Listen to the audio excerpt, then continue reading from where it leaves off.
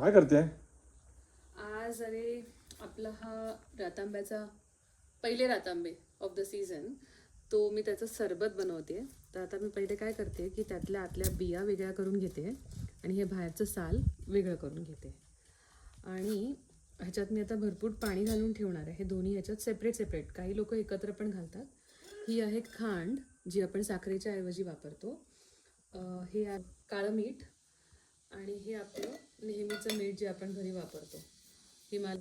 आपल्याला सगळ्यांना माहिती पण आहे की रातांबे म्हणजे ज्याचे अर्थात आपण ज्याच्यातून कोकम बनवतो, कोकमचं सरबत बनवतो, आगळ बनवतो, हे पित्तनाशक आहे. म्हणून आता ह्या एवढ्या उन्हाळ्यात ह्याचं सरबत हे खूप आपल्याला आरामदायक आहे या उन्हाळ्याला फेस करण्यासाठी.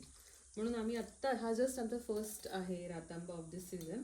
एक मे बी अनदर 7 days और सो आमचे रातांबे तयार होतील आणि मग त्यावेळेस मी तुम्हाला आम्ही आगळ कसं बनवतो, सरबत कसं बनवतो ह्याचा पण एक छोटासा व्हिडिओ टाकेन.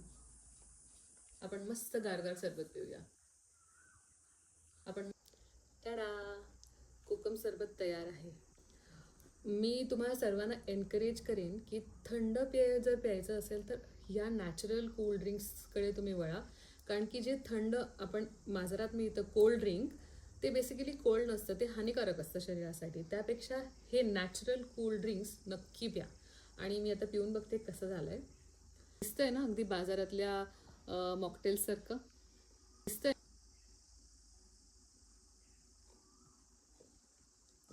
आंबट, गोड, थोडंसं सॉल्ट आणि खूप अमेझिंग झालंय. तर नक्की तुम्ही ह्या पेयाकडे वळा.